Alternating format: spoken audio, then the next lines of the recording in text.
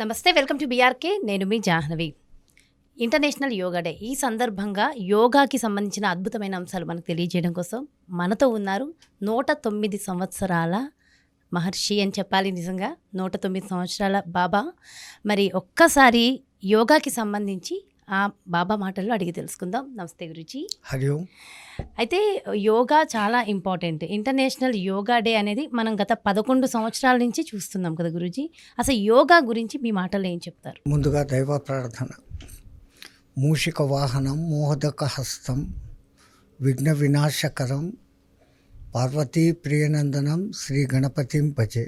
గణానాం తవ గణపతిం హవామహే కవిం కపీనాం ఉపమశ్రమస్తవం జ్యేష్ఠరాజం బ్రహ్మణాం బ్రహ్మణస్పతః ఆనశృణ్వన్నోతిభిः సీదసాదనం. శరదిందు వికాస మందహాసం స్ఫురదిందీవరలోచనాభిరామం అరవింద సమాన సుందరాస్యాం అరవిందాసన సుందరీం ఉపాస్మహే. జ్ఞానానందమయం దేవం నిర్మల స్ఫటికాకృతిం ఆధారం సర్వ విద్యానాం శ్రీ హయగ్రీవ గురుం ఉపాస్మహే. మా గురుదేవులైనటువంటి మహంత్ హిమాలయగిరిజీ మహారాజ్ వారి పాదపద్మములను మనస్సులో స్మరించుకొని బీఆర్కే టీవీ వీక్షక ప్రజలకు ఆయురారోగ్య ఐశ్వర్యాలు కలగాలని కోరుకుంటూ రేపటి యోగా దినానికి సంబంధించి ప్రపంచమంతా కూడా యోగా యోగా అనే జపం చేస్తూ ఉంది. అనేక ఛానళ్ళ వాళ్ళు ఈరోజు దాని గురించి అన్నీ చేస్తూ ఉంటారు. మా దృష్టిలో యోగా అంటే పరమాత్ముడు ఒక కృతి చేశాడు. కృతి అంటే రచన. ఆయన చేసిన ప్రబలమైన కృతి ప్రకృతి. ఆ ప్రకృతిలో అన్ని జీవాలు ప్రకృతికి అనుగుణంగా ప్రవర్తిస్తూ నడుస్తూ పోతున్నాయి.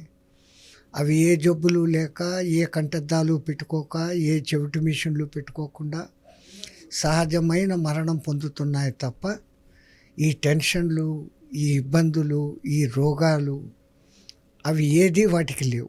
కారణం అవి ప్రకృతితో కలిసి పనిచేస్తున్నాయి. మన పూర్వీకులు కూడా అలా ప్రకృతితో కలిసిపోవడానికి, ప్రకృతిలో కలిసిపోవడానికి చెప్పిన యోగా అనే ఒక మాటను వాడారు. యోగా అంటే సంయోగము, వియోగం అంటే కలయిక, విడిపోవడం అనే మాటలతో తీసుకుంటే కలయిక అని వస్తుంది. దేంతో కలయిక? ఆ ప్రకృతితో మనం కలిసిపోయినప్పుడు జరుగుతుంది అని మన పూర్వీకులు బాగా ఆలోచన చేసి ఏ జంతువు ఏ పోస్చర్లో ఎక్కువ విశ్రాంతి తీసుకుంటుంది, శక్తిని మళ్ళీ పొందుతుంది అని అబ్జర్వ్ చేసినారు. ఆసనాలలో 90 రకాల ఆసనాల పేర్లు ఇంచుమించు అన్ని జంతువుల ఆసనాల పేర్లే వస్తుంది.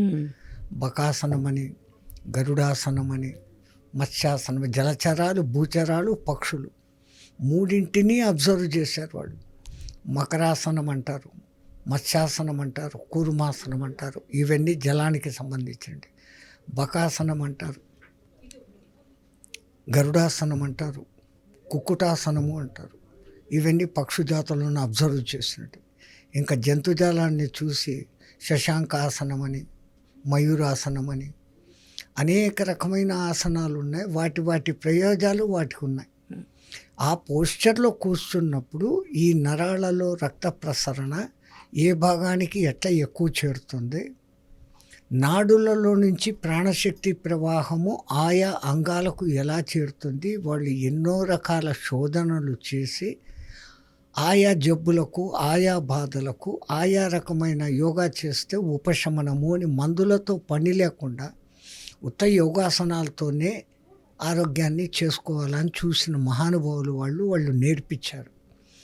దాన్ని ఈ నూతన కాలంలో అష్టాంగ యోగం అనేది వచ్చింది. 12వ శతాబ్ది ప్రాంతంలో ఒక రాజావారు సూర్య నమస్కారాలను ఆధునికరించి మొదలుపెట్టారు. ఆయన ఉద్దేశం అంతమంది అన్ని రకాల ఆసనాలు వేయలేరు, ఈ 12 రకాల సూర్య నమస్కారాలు ఒక్కటి చేయటం మూలంగా అన్ని రకాల బెనిఫిట్స్ పొందవచ్చు అని చెప్పి ఆ మహానుభావుడు దాన్ని ప్రాచుర్యంలోకి తెచ్చారు.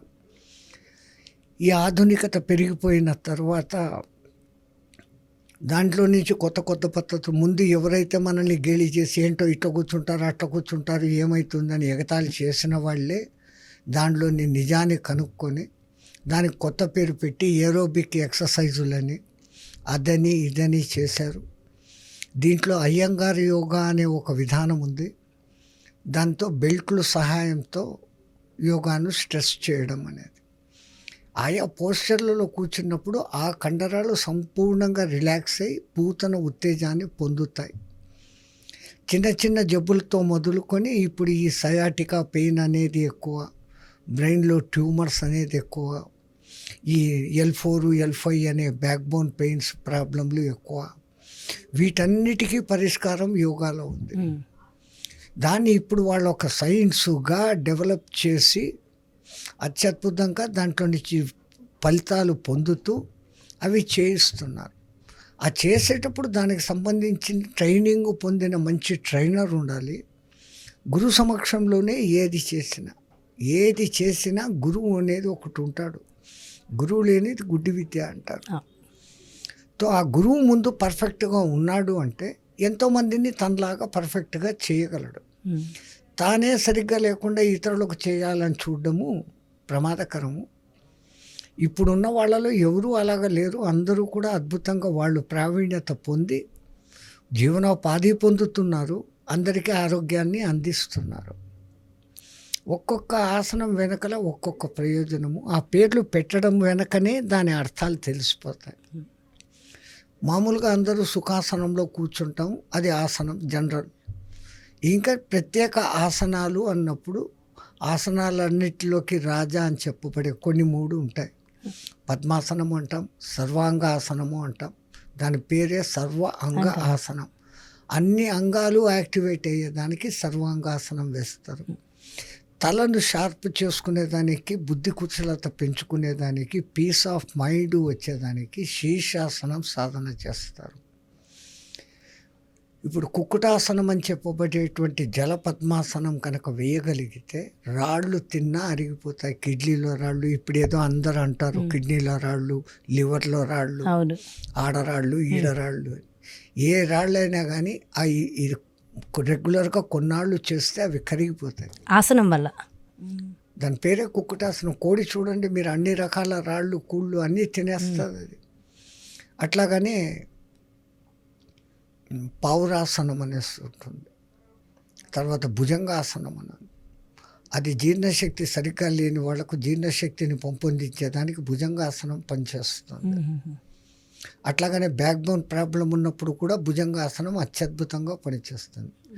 చతురంగ ఆసనం అనేది ఒకటి, అష్టాంగ ఆసనం అనేది ఒకటి ఉంది. అవి చేసినప్పుడు 2 శరీరంలో బ్యాలెన్సింగ్ ఏర్పడి ఒక రిథమాటిక్ ఏర్పడుతుంది. భూమికి తాకుతూ 8 అంగాలు, 2 కాళ్ళు, 2 మోకాళ్ళు, ఛాతీ, గడ్డము, 2 చేతులు, 8 అంగాలు చేసి పెట్టేది అష్టాంగ ఆసనం, అష్టాంగ ఆసనం. చతురంగ అంటే కేవలం 2 అరచేతులు, కాలి బొటన వేళ్ళు మాత్రమే పెట్టి చేసేది అది. అట్లాగని చెట్లు చూసి అంత ప్రశాంతంగా అంత శక్తివంతంగా ఉన్నాయని వృక్షాసనం. దాంట్లో మళ్ళీ అర్ధపద్మ వృక్షాసనం అని ఒకటి, వృక్షాసనం అని ఒకటి. పొడుగు పెరగని పిల్లలకు ఆ వృక్షాసనం కానీ తాడాసనం కానీ 2 ఉంటాయి. ఈ 2 వేయటం మూలంగా వాళ్ళ బ్యాక్ బోన్లో కొంచెం ఫ్లెక్సిబిలిటీ పెరిగే వయసు లోపల ఉన్నప్పుడు 18-19 వయసులోనే లోపల చేస్తే 1.5 into 2 inches హైట్ పెరిగే అవకాశాలు ఉన్నాయి. అది వాళ్ళు 15 ఏళ్ళప్పుడే గుర్తించి ఈ పిల్లవాడిలో పెరుగుదల లేదు అన్నప్పుడు 15 ఏళ్ళ నుంచి మొదలుపెట్టి ముందే గుర్తించాలి. రెగ్యులర్గా చేస్తూ ఉంటే 1 సంవత్సరంలో కనీసం అంటే 1.5 inch హైట్ పెరిగే ఛాన్సెస్ ఉన్నాయి. అది ఇప్పుడు జిమ్లో కొన్ని ఉంటాయి. అదే సేమ్ ఇవే ఆసనాలు. జిమ్ము అనేది పేరు మార్చారమ్మా, అవే ఆసనాలే. అట్లా చేయలేరు, దానికి కొత్త ఇంగ్లీష్ పేర్లు పెట్టేసి ఇది చేస్తారు. సో దాని ఎండ్ ఆఫ్ ద డే అంతా కూడా యోగానే. సో ఇప్పుడు ప్రస్తుత కాలంలో యోగా నిజంగా ప్రపంచవ్యాప్తంగా కూడా ప్రసిద్ధిగాంచింది.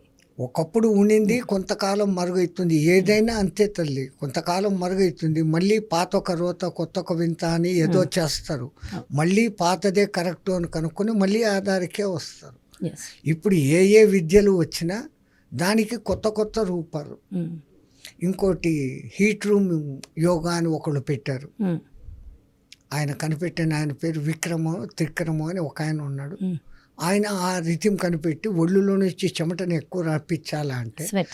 అధిక శ్రమ చేయకుండానే లైట్ ఆసనాలు ఆ గదిలో చేస్తే గదిలో ఉన్న ఉష్ణోగ్రత కారణంగా వాళ్ళకు చెమట ఆటోమేటిక్గా పడుతుంది. ఎంత చెమట పడితే మన శరీరంలోంచి అంత మాలిన్యాలు పోయినట్లు. అట్లాగనే అయ్యంగారి యోగాలో కొంతమంది ఫ్లెక్సిబిలిటీ వాళ్ళంతకు వాళ్ళు చేయలేనప్పుడు బెల్ట్స్ సహాయం తీసుకొని కొన్ని ఆసనాలు వేస్తారు. ఉత్తానపాద ఏకపాదాసనం అనేది ఒకటి ఉంటుంది. అంటే నిలబడి ఒక కాలును స్ట్రైట్గా చాపి వంగి చేత్తో బొటనవేలును పట్టుకోవటం.